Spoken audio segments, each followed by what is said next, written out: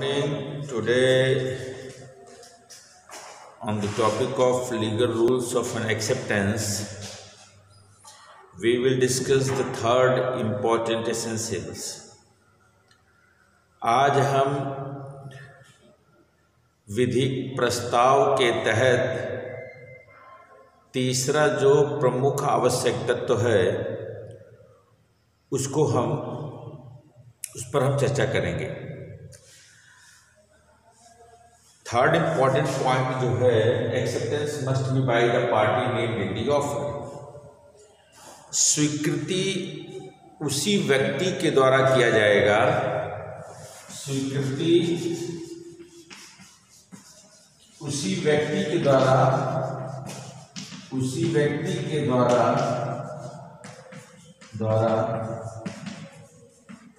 किया जाएगा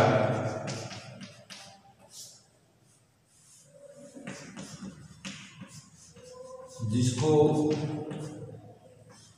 स्वीकृत के लिए अधिकृत किया गया है। स्वीकृत के लिए अधिकृत किया गया है, अधिकृत किया गया। अर्थात एक चीज है, स्वीकृति का तीसरा महत्वपूर्ण आवश्यक तत्व है कि स्वीकृति उसी व्यक्ति के द्वारा किया जाएगा जिसको कि प्रस्ताव दिया गया है। यदि प्रस्तावकर्ता प्रस्ताव देते समय यदि प्रस्ताव किसी एक व्यक्ति विशेष को दिया है, इंगित करके दिया है, स्पेसिफिक नेम को हाईलाइट करते हुए दिया है, तो वही व्यक्ति स्वीकृत करने का हकदार होगा। उसके एवज में दूसरा व्यक्ति स्वीकृति नहीं कर सकता है। और स्वीकृति का अधिकार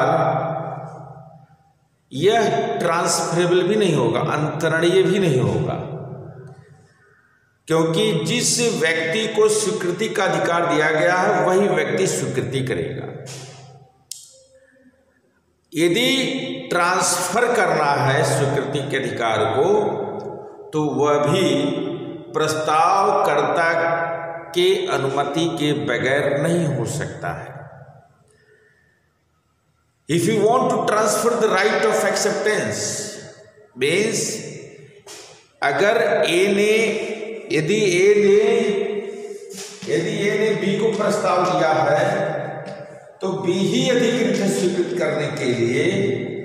बी या स्वीकृति का अधिकार यदि सी को ट्रांसफर करता है कि मेरी गैर मौजूदगी में, मेरी अनुपस्थिति में सी मेरी स्वीकृति कर ले, तो उस स्थिति में बी को पहले ए से अनुमति लेनी पड़ेगी।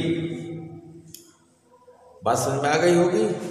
पहले बी को ए से अनुमति लेनी पड़ेगी और उसके पश्चात ही वह सी को ट्रांसफर कर सकता है स्वीकृति के अधिकार को। तो एक बात तो स्पष्ट है, one thing is very clear, under the provisions of the Indian contract act 1872, acceptance is a right, and that very right shall be enjoyed by the person to whom the offer has been given। अर्थात प्रस्तावकर्ता के द्वारा प्रस्ताव देते समय जिस व्यक्ति को प्रस्ताव दिया गया है, सिर्फ वही व्यक्ति स्वीकृत कर सकता है। उसके अलावा उसकी गैर मौजूदगी में and on behalf of that, उसके एवज में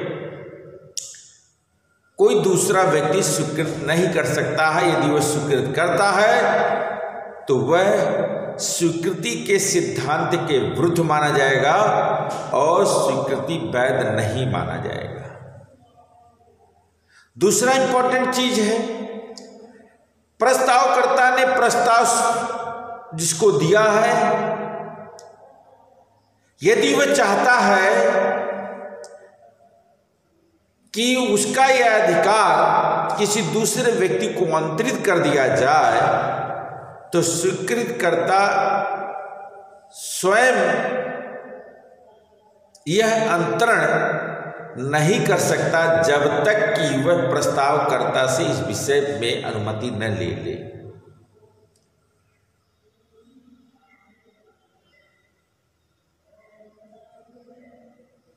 And if the offer has been given to the general as a whole, to the society at large, अगर वह सर्वसाधारण को प्रस्ताव दिया गया है, जनमानस को प्रस्ताव दिया गया है, तो कोई भी व्यक्ति प्रस्ताव की स्वीकृति कर सकता है। तीसरा, तो आपको तीनों चीजें क्लियर हो गई होगी। जिस व्यक्ति को प्रस्ताव दिया गया है वही व्यक्ति स्वीकृत करने के लिए विधिता अधिकृत है। उसके अनुपस्थिति में दूसरा व्यक्ति स्वीकृत करके करार को अस्तित्व में या संविदा को अस्तित्व में नहीं ला सकता है। स्वीकृत रूपी अधिकार जो है वह स्वीकृतकर्ता का स्वयं का अधिकार है, यह बात सत्य है, लेकिन वह यह अधिकार यदि अंतरण करता है किसी व्यक्ति को, जब तक वह प्रस्तावकर्ता से अनुमति नहीं प्राप्त करता है तब तक वह अंतरण योग्य नहीं होगा। यदि जनमानस को प्रस्ताव दिया गया है तो पब्लिक एट लार्ज में से कोई भी व्यक्ति स्वीकृत कर सकता है, उसकी स्वीकृति के फलस्वरूप संविदा अस्तित्व में आ जाएगी।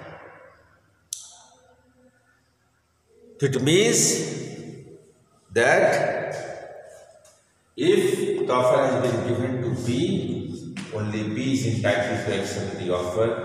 On behalf of B, no other person shall be entitled to accept the offer. आपके बात समझ में आ गई। जो चौथा इंपॉर्टेंट एसेंशियल है, acceptance must be communicated. Acceptance must be communicated. Number 4, acceptance must be communicated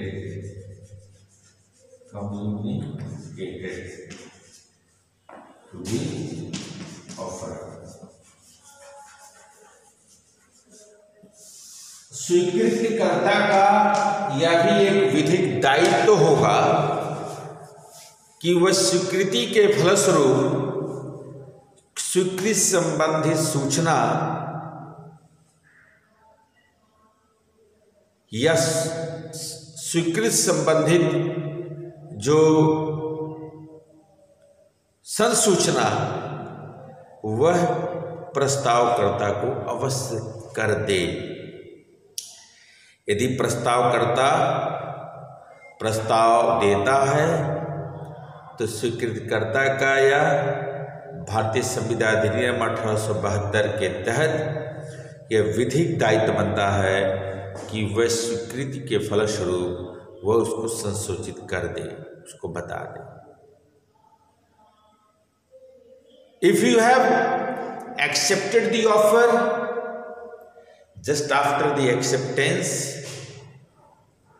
immediately you have to communicate to the offerer regarding the matter of an acceptance what you have accepted the offer. Mental acceptance shall not be treated as an acceptance.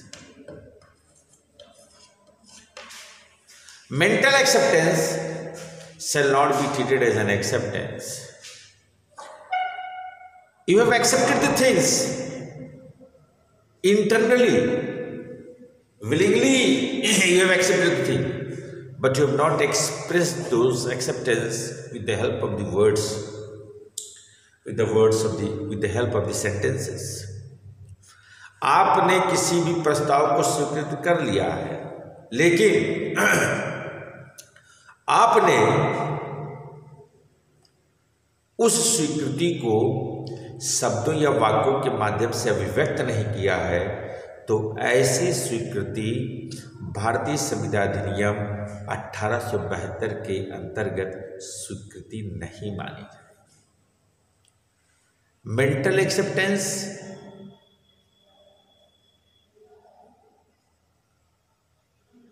and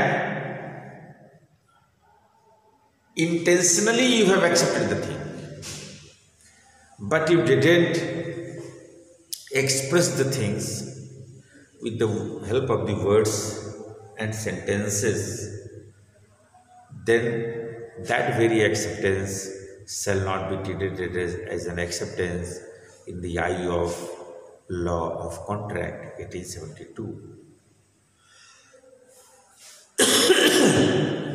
Means just after the acceptance of the offer, you must inform to the offerer, you must communicate to the offerer that you have accepted the offer. Then after, your acceptance shall be treated as a valid acceptance, and it comes under the very norms of the acceptance, under the very norms of the acceptance. Acceptance intentionally, willingly,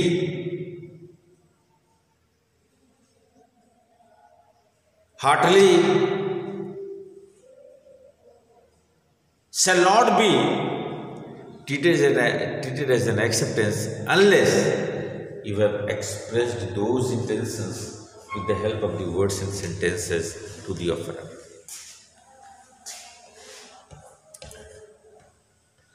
You must accept the thing, then after you have to inform those things, you have to communicate those things to the offerer. जब तक प्रस्तावकर्ता को आप संसूचित नहीं करते हैं, आपने स्वीकृति कर दिया, आपने मन ही मन स्वीकृत कर लिया, आपने इच्छा कर स्वीकृति कर ली, इच्छा अंदर ही अंदर, आशापूर्वक अंदर ही अंदर आपने स्वीकृति कर ली, लेकिन आपने उसको अभिव्यक्त नहीं किया। शब्दों और वाक्यों के माध्यम से आप स्वीकृति के फलस्वरूप आपने संसूचित नहीं किया, संसूचना नहीं किया, संसूचित नहीं किया, तो वह संसूचना के न होने की वजह से वह स्वीकृति वैध स्वीकृति नहीं मानी जाएगी। Intentional acceptance is no acceptance. Legally you have show your conduct,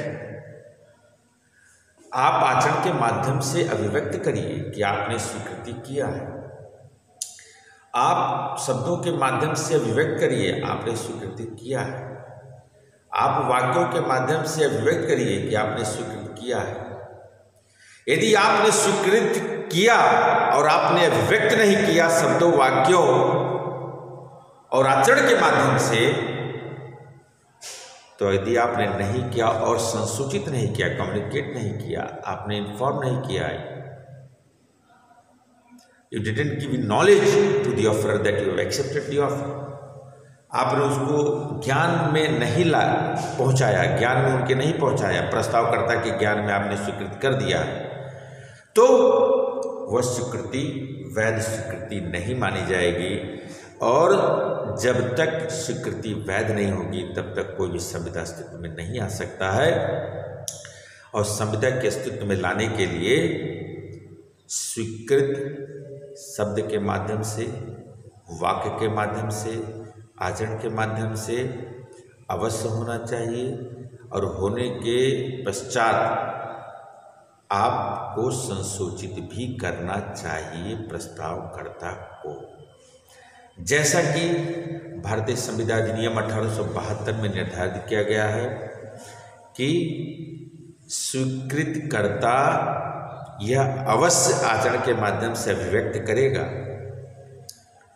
वाक्य के माध्यम से अभिव्यक्त करेगा, शब्दों के माध्यम से अभिव्यक्त अवश्य करेगा और अभिव्यक्ति के फलस्वरूप संसूचित प्रस्तावकर्ता को अवश्य करेगा, तभी जाके स्वीकृति वैध स्वीकृति मानी जाएगी।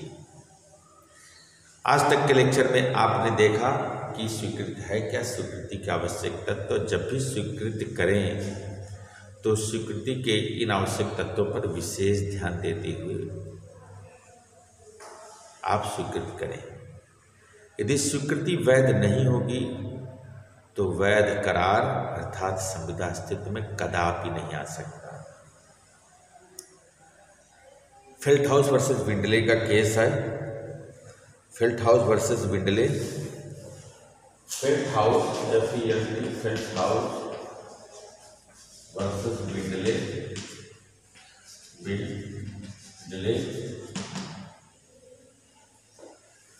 फेल्टहाउस वर्सेस विंडले एंड इसमें और एक है ब्रॉकडाउन वर्सेस ब्रॉकडाउन का एक केस है।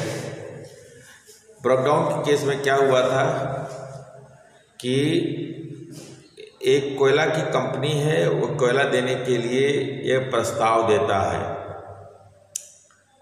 रेलवे को, और रेलवे के उच्चस्थ अधिकारी उस प्रस्ताव पर अफर्मेटिव रिमार्क करते ही उसके ड्रायर में रख देते हैं, लेकिन इसकी संसूचना प्रस्तावकर्ता अर्थात कोयला कंपनी को नहीं करते